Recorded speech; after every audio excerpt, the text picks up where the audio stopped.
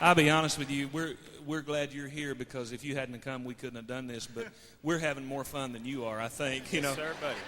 And I wouldn't buy a ticket to go see somebody sing that didn't enjoy what they did. Amen. I'm not interested in watching somebody stand up there and look like they're in pain all night long.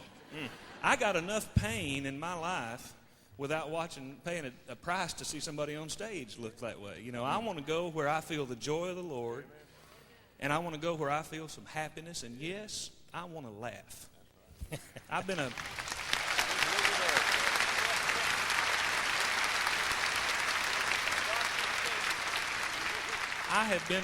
have been a cancer patient for 7 years, so I am acquainted with sorrow. I'm acquainted with suffering. I know what it feels like to go get set up for chemotherapy. I know what it feels like to feel so sick that you can't hold your head up off the pillow. I know what it feels like to watch your kids walk into the room and know that you're not able to go out and play with them. I know all about the misery part of that. But I got to tell you something. The misery is just a little portion of that whole experience. The grace of God has turned in what the devil meant to be my downfall into the best time in my life. You know why? The grace of God.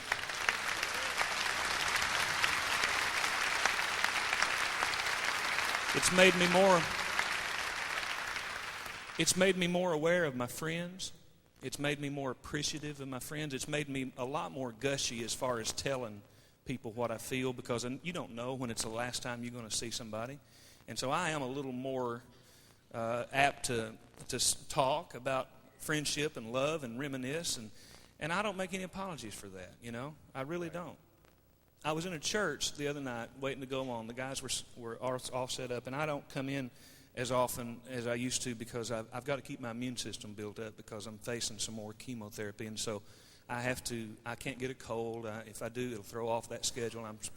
The doctor told me, I said, Doc, what can I do to really help you treat me? He said, stay away from crowds. Yeah.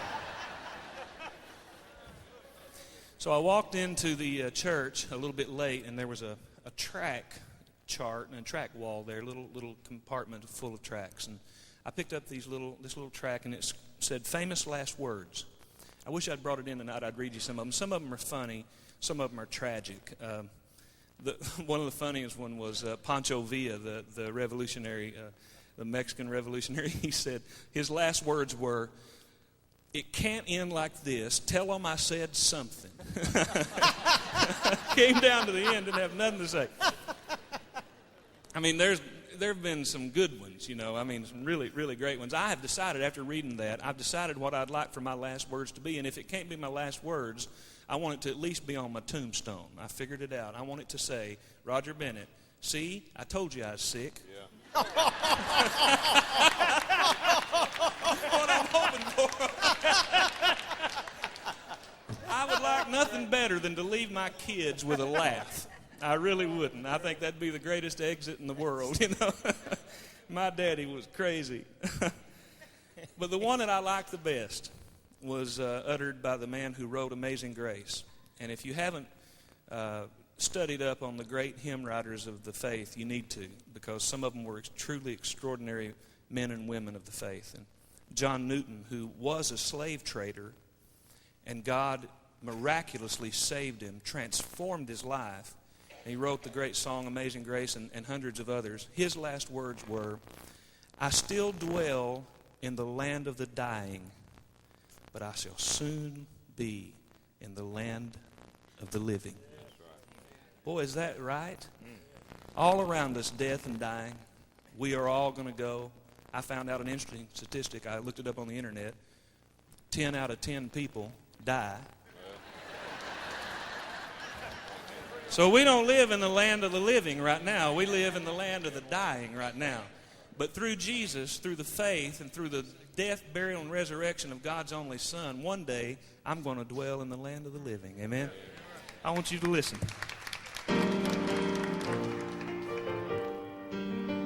One of my favorite songs, Gerald.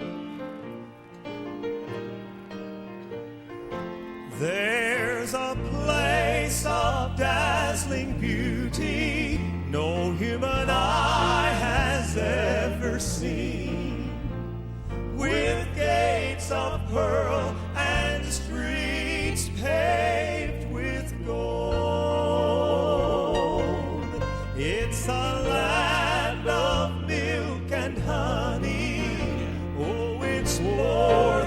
just a dream. It's a land of life beyond the crystal sea. It's a land of life where living is forever, and where the sting of death will claim no victory.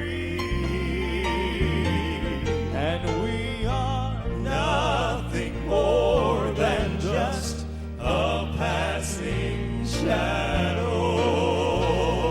till we reach the land of living beyond the crystal sea.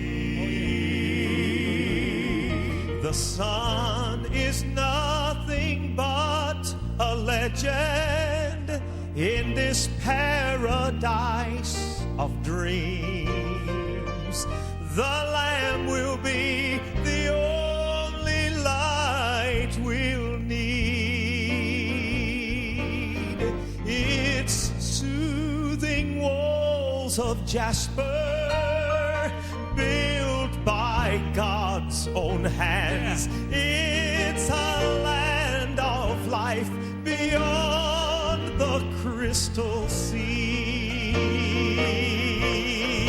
It's a land of life where living is forever, and where the sting of death will claim no victory.